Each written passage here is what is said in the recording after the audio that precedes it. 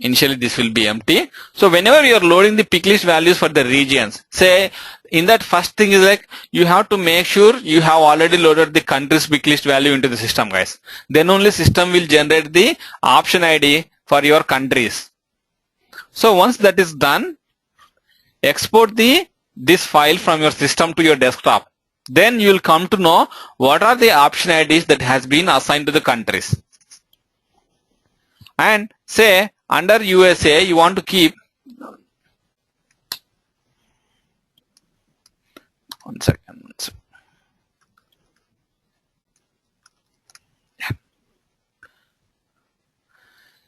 Say you want to keep under USA like Texas and California, New York, and say under country India you want to keep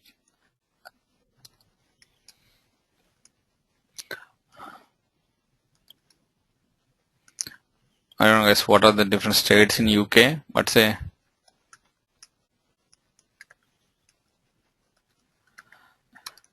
see this is what you are interested in this thing, right?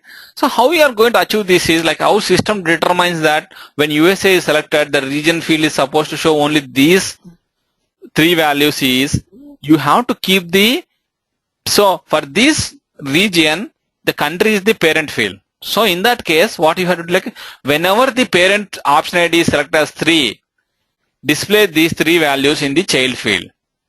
At the same time, whenever the parent option ID is selected, that is India is selected, which carries the option ID as 4, display these 4 values. And whenever the UK is selected, country as UK, which carries an option ID 5, so you are going to configure the 5 here. You are going to keep the 5 under these regions, so that whenever 5 is selected, only these 3 are going to be displayed in the child pick list value, guys.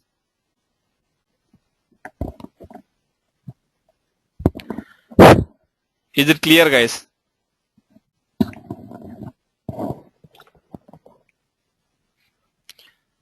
Yeah, Raghu, this is Ray. I think you are saying at a time you cannot load all of them, right? It's just first one set and then you get the ID and then load the another set. Exactly. The parent should be loaded first. Okay. Yeah. And what is that NGB, NIT? What is those countries or? These are languages.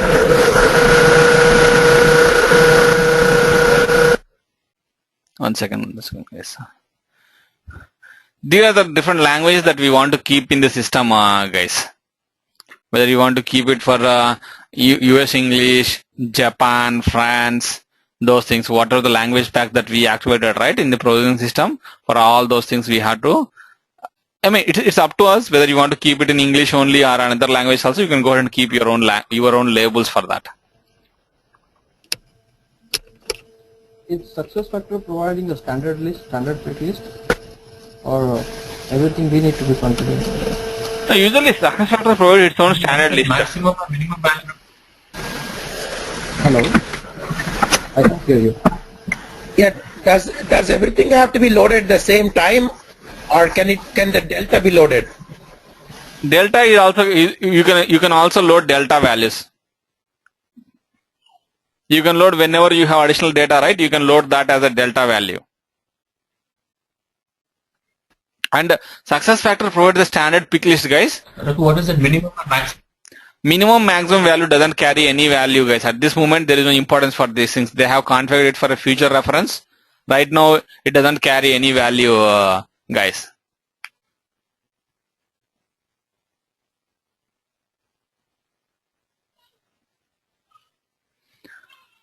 So considering this thing, going back to the original, this is the file that we exported from the system. And let's say we have our own file, right? We have configured a particular field as hobbies list and we need to populate some values against that particular pick list ID. So how you are going to configure that is like, let me delete everything here, guys. It will help you to demonstrate the demo, the delta also. So one second, guys. So this is the pick list ID. Go ahead and keep the pick list ID here. and option ID is going to be generated by the system, and keep -1 for maximum minimum value, and status should be active. And external code, I am not going to maintain any external code, guys, because I am not importing from a legacy system. Parent ID, there is no parent ID at this moment. And say the first thing is like going to be like, what is the significance of the external code? So when we use a legacy system, we have to maintain something on external code? yes. Yes, Nirmal. So whenever you want to configure or you are moving the Picklist from your legacy system to SuccessFactors system, right? There should be a correlation or relationship between those two systems, right? This will help you to keep the relationship between your legacy system and the SuccessFactors Picklist, Nirmal.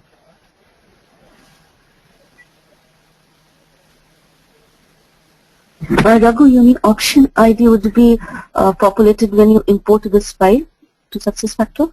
Yes, yes. Raghu, the external code, does it really, like, is that a reference for while loading, or is that like it will be placed in some table or somewhere in the system? No, it is, system is not going to use it in any fashion. It is system is least bothered about that particular field. It is up to us to keep the reference with respect to the legacy system. Okay, it's just for a future reference. Exactly. purpose. Yes. Yeah.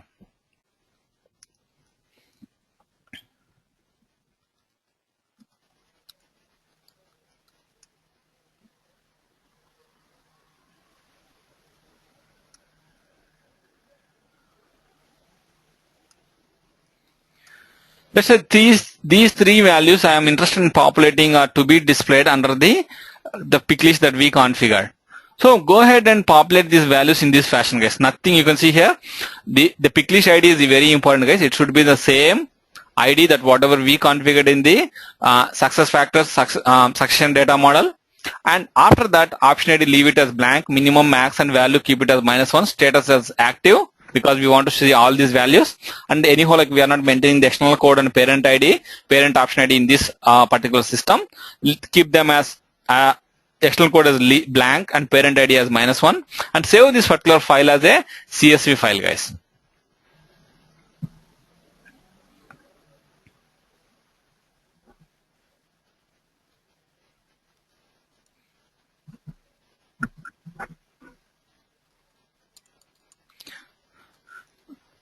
I'm saving this file in the CSV file format.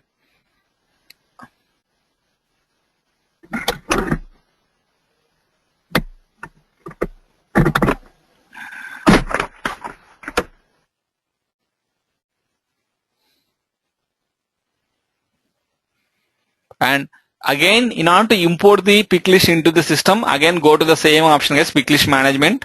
You can see that under you can see Picklist management, company settings. Under that, go to Picklist management. Earlier we have seen exporting the data, right? Here you have to import the Picklist into the system, and select the file that you have configured.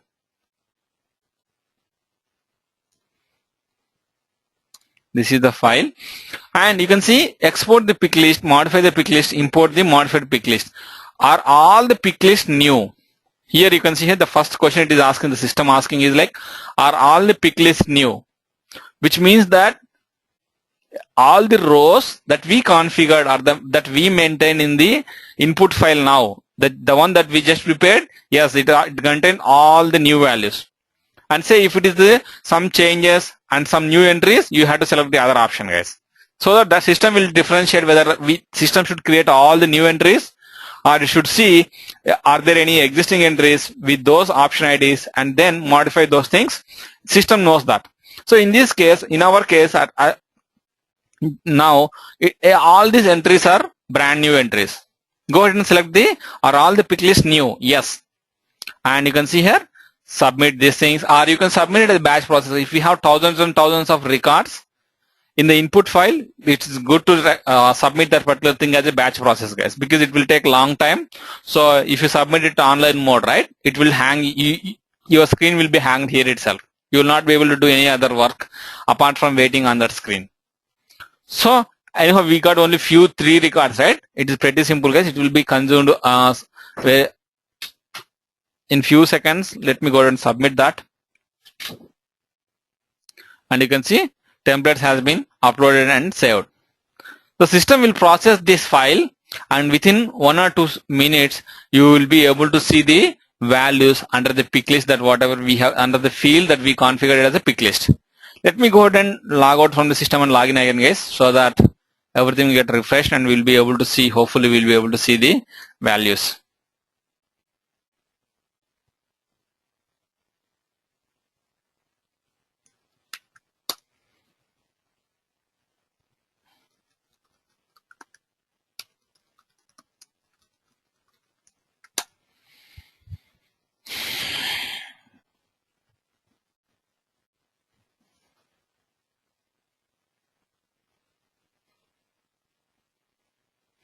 Employee files. Let me verify, guys.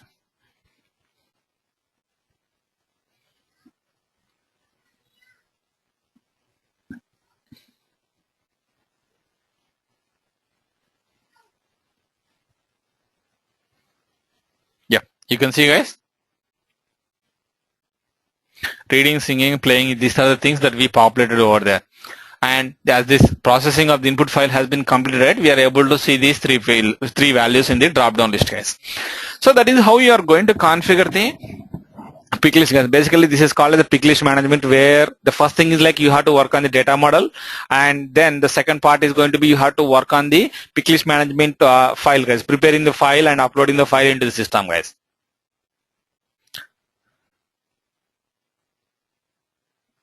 So, and as an exercise or a small activity, guys, what I am suggesting you is like,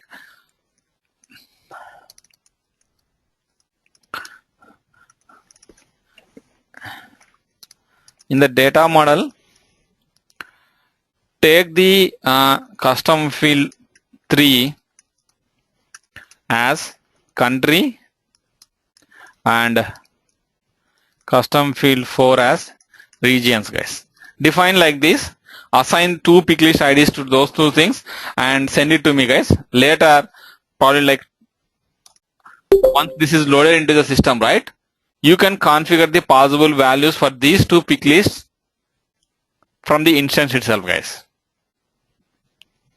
So someone, I don't know like who is going to work on the data model, but whoever is going to work, right, please send this data model to me, guys, where custom field 3 should be defined as country, define that as 1 pick list, and custom field 4 as region.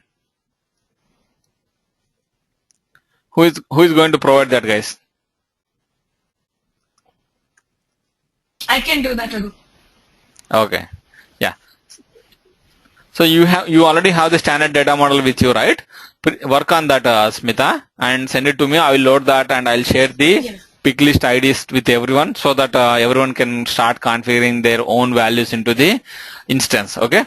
Okay. Yeah.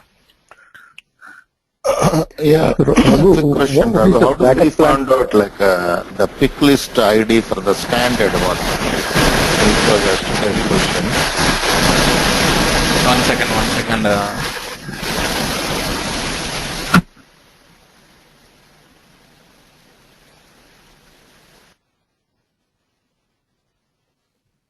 Yeah. Yeah, the question is like, how do we find out the pick list ID for a standard, like let's say gender or any other field? Yeah. If you want to add a mode values to that, how do we find out that pick list ID? No, you will not be able to do that. In fact, like what you have to do is like you have to keep your own pick list ID to that particular field. Go ahead and define your own pick list ID for this particular field. Right now, let me go to the gender field.